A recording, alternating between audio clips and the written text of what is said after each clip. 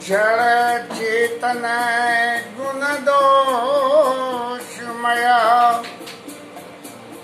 विश्व कीन करता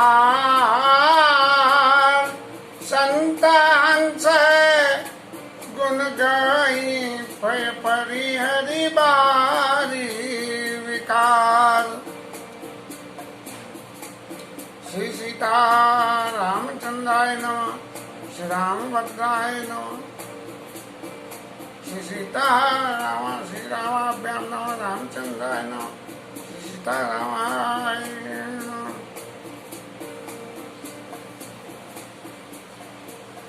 कल के विश्राम में जड़ चेतन गुण दोषमय विश्वकीन करताल संत हंस गुण ग्रही पे परिहरि बारी विकार।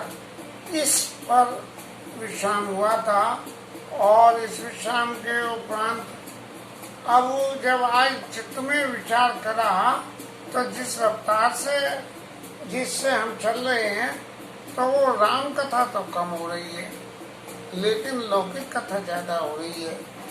इस लौकिक कथा में गुण दोषों की विवेचना करते हुए भी 2 दिन हो गए तो चित्त में ऐसा समझ में आया कि मूल में लौकिक जगत की जो बातें वो तो हो चुकी और इन सब के उपरांत अब भगवान के नाम की वंदना से कथा शुरू करें जिससे कि हम जल्दी रामचरित्र के ऊपर में आगे बढ़ सके।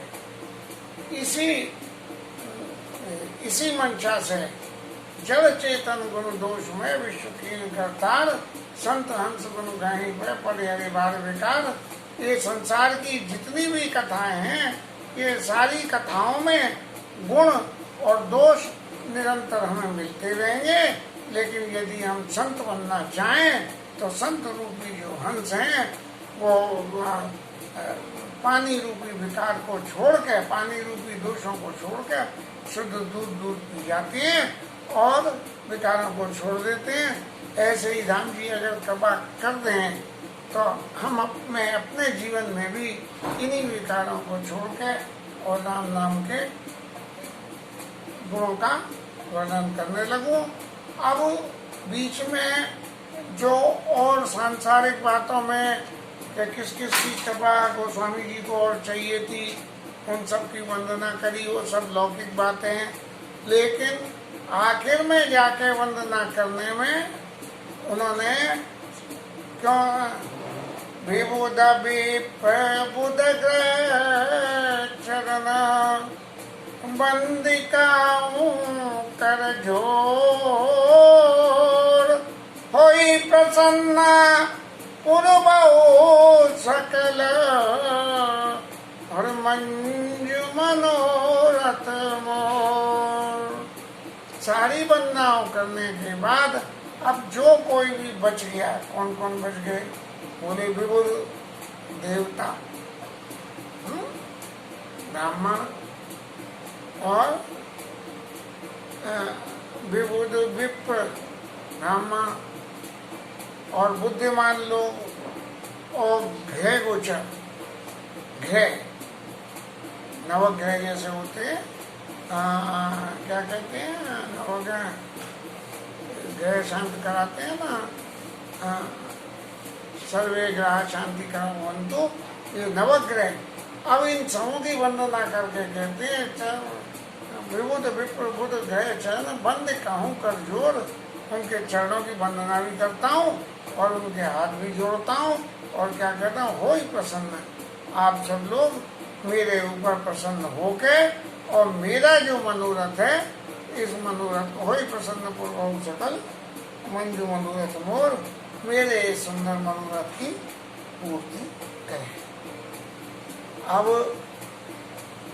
मनोरथ की पूर्ति के लिए अब जब विबुध विप्र और ग्रह चरण ग्रह और इन सबकी वंदना करने के बाद में जो अब भगवान के पार्षद हैं जो भगवान की सेवा में रहते हैं उन सब की वंदना होगी और वंदना होने के बाद में फिर भगवान के नाम की वंदना परिजन की वंदना, फिर कथा आगे बढ़ेगी। एक बार रामायण का पाठ करें। पुनः बंदऊं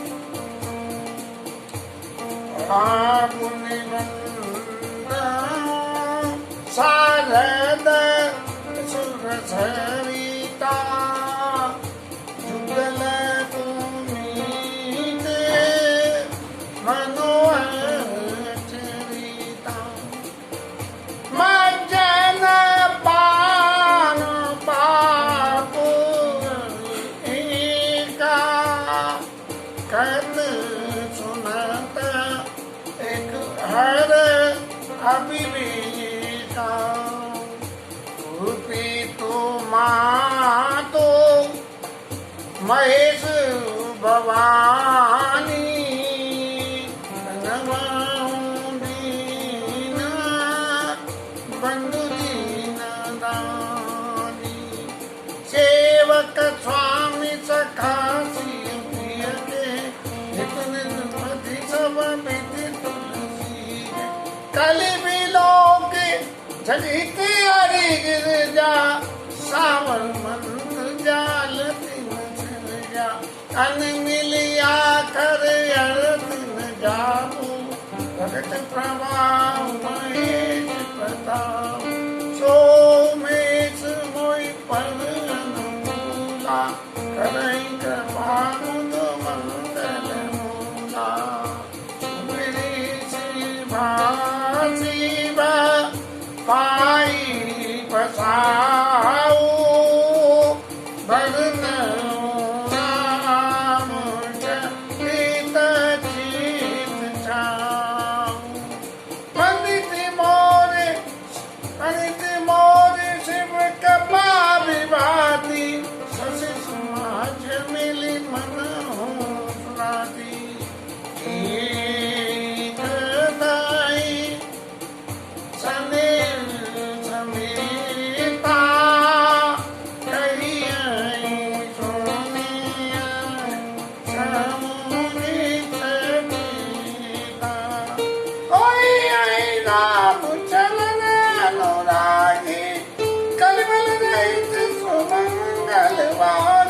सपने साँचे होई बड़ा जोरी गोरी फसा तो सबा भाषा बनी प्रभाव पुण्य बंदऊं शारद सुरसरिता गंगा जी की वंदना करी। कैसे? शारदा की वंदना करी जो सरिता के समान है, सरस्वती जी की वंदना। जुगल पुनीत मनोहर चरिता गंगा जी और शारदा माँ, ये दोनों के दोनों पुनीत है और इनका चरित्र बड़ा मनोहर है। इनके चरित्र को मनोहरता है जिसे सुनने में आनंद होता है। मज्जन पान पाप हरे का, गंगा जी में मज्जन स्नान करने से पाप हर लेता है। और कहत सुनत एक हर विवेका, सरस्वती मैया के यदि गुणों के हम गान करें तो हमारे सरस्वती का ध्यान करें तो हमारे जो है चित्त के अविवेक की हमारी कहना चाहिए अज्ञानता का नाश होता है। गुरु पितु मातो महेश भवानी प्रणवं दीन बंधु दीन दानी। अब शंकर जी और माँ पार्वती को अपने माता और पिता मान के उनकी वंदना करते हैं। और प्रणवं दीन बंधु दीन दानी, जो ऐसे दानी है कि हर वक्त ही कुछ ना हर दिन देते रहते हैं, कोई समय कोई नहीं है, और तीनों के बंधु हैं, ऐसों को मैं प्रणाम करता हूँ। सेवक स्वामी सखा सी अपीलिए, वो सीता जी के पति रामचंद्र जी के सेवक भी हैं, उनके स्वामी भी हैं और उनके मित्र भी हैं। अब ये तीन रिश्ते एक साथ में जुड़ रहे हैं, सेवक, स्वामी और सखा। ये तीन रिश्तों का आपस में जुड़ना क्या संभव है? ये संभव नहीं है। ये संभव सिर्फ वही हो सकता है जब इनके तीनों रिश्तों के बीच में कोई एक ऐसा लिंक हो, जिस लिंक के से एक ऐसा क्लू हो जिससे कि कोई न कोई कार्यवाही, एक व्यक्ति की कार्यवाही दूसरे के बिना अधूरी रह जाए। जब ये स्थिति होती है तब तीन रिश्ते मिलकर एक हो जाते हैं। अब जैसे विष्णु भगवान को, ब्रह्मा जी को सृष्टि, विष्णु जी को पालन और भोले बाबा को संहार। अब ब्रह्मा जी ने सृष्टि कर दी, विष्णु भगवान पालन कर रहे हैं। भगवान राम प्रत्यक्ष में विष्णु भगवान के अवतार हैं, नाम बदला है उन्होंने, देह रखी है इसलिए नाम बदला है। जब तक वो देव देह में थे तब तक वो विष्णु ही थे, लेकिन जब देह बदली तो राम बने, फिर देह बदली तो कृष्ण बने, फिर देह बदली तो कुछ और बने। ऐसे 24 अवतारों में भगवान के अवतार हुए, जिन अवतारों में जब जब देह बनी तब तक जो है उनके नाम बने गए। तो भगवान विष्णु जो है पालन करते हैं और शंकर जी संहार करते हैं। अब यदि शंकर जी संहार न करें तो विष्णु भगवान तो पालते पालते पागल हो जाएं, और ब्रह्मा बाबा को तो कोई मतलब नहीं है। उनका तो एक ही काम है कि जो आदेश हो गया वो काम करना, इससे आगे सोचना ही नहीं कि उसका परिणाम क्या होगा। तो ये जो ब्रह्मा जी की लीला है और विष्णु जी की लीला और शंकर भगवान की लीला, तो विष्णु जी और शंकर भगवान की जो लीला है ये आपस में ऐसी जुड़ी हुई है कि एक के बिना नहीं। तो सेवक स्वामी सखा से पीछे, इसलिए सेवक भी है क्योंकि एक दूसरे का काम करते हैं। बोले ये क्या है कि मैंने पालन करा, बोले तुम अभी ने मिटा दो। हाँ, और स्वामी कैसे हैं कि शंकर जी कहते हैं कि ब्रह्मा जी ने इतने बना दिए तो इनका पालन कर देना, सेवक स्वामी। और सखा कैसे है कि एक दूसरे की साधना करते हैं। राम जी जो है शंकर जी का ध्यान करते हैं और शंकर जी राम जी को नहीं सिर्फ समान प्रिय मोरे और अस प्रतीत तजौ जनि भोरे। भगवान राम ने कौन सा कही थी? नारद जी से। नारद जी को जब वो हुआ, उन्होंने जो कोई भी लीला करी आगे आई, और उस लीला के बाद नारद जी ने भला बुरा कहा तो का मुनि मिटे पाप किन मेरे। नारद जी ने कहा मेरे पाप कैसे मिटेंगे? तो उन्होंने जपो जाई शंकर सतनामा होइए हृदय तो विश्रामा। शंकर जी के सत नामों का जप करो तो आपके हृदय में तुरंत विश्राम हो जाएगा। और अस्पर्तीत संयोग जनी मोरे, को नहीं सिर्फ समान प्रिय मोरे। तो मैं इस प्रतीत को कभी भूलना मती कि इस बात पे कभी अविश्वास मत करना कि मेरे लिए सबसे ज़्यादा प्रिय शिव जी हैं, इनके बराबर प्रिय दूसरा कोई नहीं है। असुर मई दर बिछड़ो जाई, अब तक तुम्हें माया नहीं रही, ऐसा समझ के पृथ्वी को जाकर विचरण करो और अब आपको माया नहीं सताएगी। तो शंकर जी राम जी का ध्यान करते हैं, राम जी शंकर जी का ध्यान करते हैं, इसलिए दोनों सखाएं स्वामी है और सेवक है। तीनों जो है रिश्तेदारी इनके संग निर्वाह हो रही है। कल विलोक वो शंकर जी को फिर एग्जैक्ट के गुणों की विवेचना करते हुए कहा कि कल विलोक जग हित हरि गिरजा। गिरजा के पति ने इस कलयुग को विलोक के क्या सावर मंत्र जाल तिन सर्जा। एक सावर मंत्र कौन सा है ही? हाँ, है ही क्ली चामुंडाई विच्छे, एक सावर मंत्र है। इस मंत्र का अर्थ तो मुझे भी नहीं मालूम है और इसके शब्द ऐसे हैं कि जिनका आपस में कोई मिलते ही नहीं है, और इनका अर्थ क्या है ये भी नहीं है। लेकिन इस मंत्र को जपने से प्रकट प्रभाव सिद्धि मिलती है, और शंकर भगवान इस बात की गवाही है कि आप अगर इस मंत्र को जपो तो आपको सिद्धि मिल जाएगी।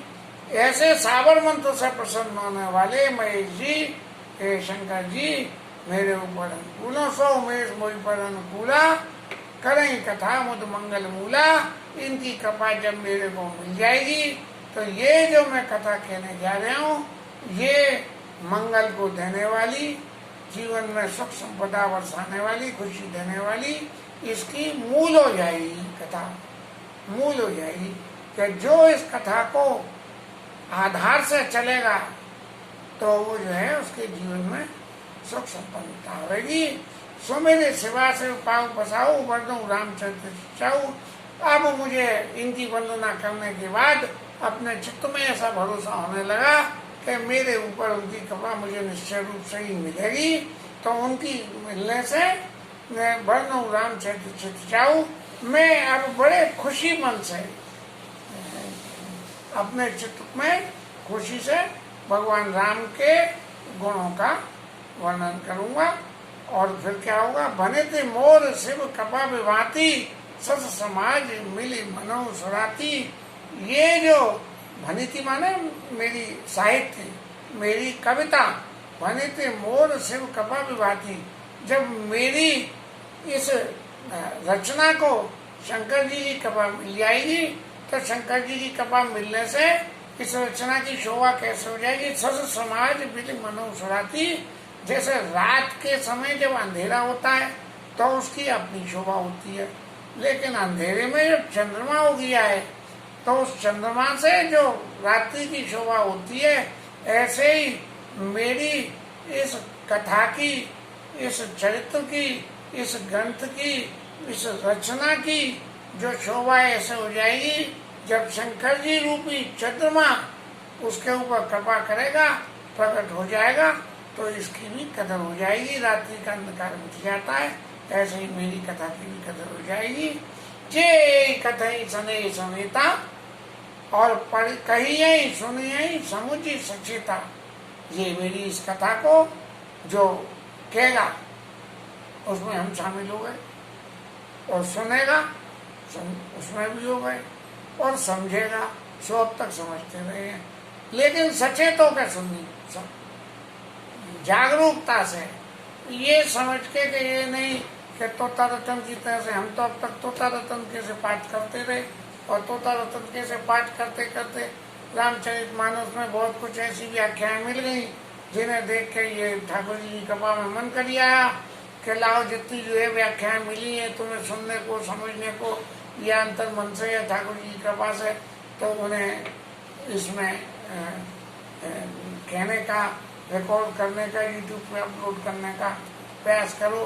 क्योंकि ऐसा होने से कथा तो अमर है ही पहले से, लेकिन इस कथा को जो गाने कहने वाला है उसकी कुछ न कुछ तो बरकत हो ही जाएगी, और उसी बरकत से यदि गोविंद ने कृपा कर दी तो ये जीवन उद्धार हो जाएगा। और यही राम चरण अनुरागी, और कलिमल रहित तो सुमंगल भागी।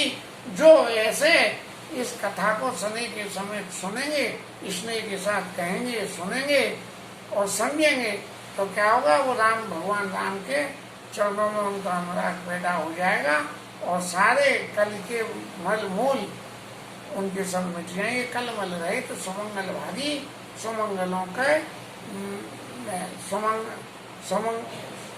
सुमंगल उनको मिल जाएंगे, उनके जीवन में मंगल ही मंगल होगा। सबने साचे मोई पर जो हर घोर बसाऊ, तो पुरो हो जो कहूँ सब भाषा बने प्रभाव। यदि स्वप्न में भी और या साचे हकीकत में भी, स्वप्न में भी और हकीकत में भी, सपने साचे ऊपर जो हरि गौर बसाऊ। भगवान शंकर की और पार्वती जी की कृपा है तो क्या, तो बोलो हो जो कहूँ सब भाषा बनित प्रभाव। तो मैंने जो कुछ भी कहा है वो जो मेरी साहित्य रचना की भाषा है और जो मेरा रचा हुआ ये साहित्य है, तो फिर वो जो है ना भाषा ध्वनित प्रभाव, तो जो मैंने इसमें जो भी कुछ लिखा है वो सब सच होगा। अब रामचरित्र के लिखने में ऐसी पूरी गुंजाइश हो सकती है, क्योंकि साहित्य की रचना करने के लिए कुछ काल्पनिक कल्पना बहुत जरूरी हो जाती है। साहित्य का सृजन हमेशा अतिशयोक्ति के संग ही होता है। कुछ बातें ऐसी होती हैं जो हकीकत होती हैं, लेकिन कुछ बातें उस साहित्य को प्रभावी बनाने के लिए भी कहनी पड़ती हैं, और कहनी पड़ने के लिए ये वक्ता की या साहित्य की रचना करने वाले की अपनी भावना होती है, जिस भावना से वो प्रेरित होके, जैसे कि एक आदमी से कही जाए कि भाई इस रसगुल्ले के मिठास का वर्णन करो, और 3-4 आदमियों ने खाए रसगुल्ले, तो वो उस मिठास का वर्णन करने में जो वर्णन होगा वो 3 तरह का हो जाएगा। अब जब वो 3 तरह का वर्णन हो गया और कोई चौथा आदमी उसको सुन रहा है, तो बोले वो तो ये कह रहा है कि रसगुल्ला ऐसा मीठा है, तुम कह रही हो ऐसा मीठा है, वो कह रहा है ऐसा है, तो हकीकत में मीठा कैसा है? तो उस पर गोस्वामी जी कहते हैं, एक सपने उसाचे मोई पर जो हरि घोर पसाओ, तो बुरो हो जो कहूँ सब भाषा ध्वनित प्रभाव। मेरे साहित्य की वजह से जो कुछ भी मैं कह रहा हूँ वो सच हो जाएगा। अब सरस्वत ठाकुर जी के प्रति तो भाववश से भगवान सुख निदान करना भवन, भगवान तो है ही भाव के वशीभूत होके। जब हम भाव के वशीभूत हो जाते हैं तो भाव के वशीभूत होके हमें क्या क्या दिखने लगता है कि हमारे घर में जो है आज हमारी बेटी आने वाली है, उसके संग बच्चे आए हैं, और भावना क्या दिखती है कि बच्चे आ गए हैं, घर में खुशी आई है, जबकि हकीकत कुछ भी नहीं है। तो ये ऐसी भावना होती है। तो ऐसे ही जब जो हरि गौर पसाऊ उनकी कृपा और मेरे चित्त में उनके प्रति स्नेह है, तो जो मैं कुछ कह रहा हूँ वो सब सच हो जाएगा, और उसके सच होने के संग में जो मैं कह रहा हूँ वो सब सच हो जाएगा। पार्वती जी और शंकर जी की कृपा से। इसके उपरांत आगे भगवान राम की परिवार की वंदना, अवधपुरी की वंदना, चारों भाइयों की वंदना, माताओं की वंदना, विधेयराज की वंदना, ऐसे सब प्रकरण आ रहे हैं। तो इन सब प्रकरणों के लिए थोड़ा सा गा के बजा के, थोड़ी सी व्याख्या करके, और हम इन सारी रचनाओं को व्याख्या करेंगे, जिससे हम जल्दी भगवान के अवतार की कथा पे पहुंच सकें। इसके साथ आज की कथा का विश्राम और 5 मिनट हरि नाम कीर्तन।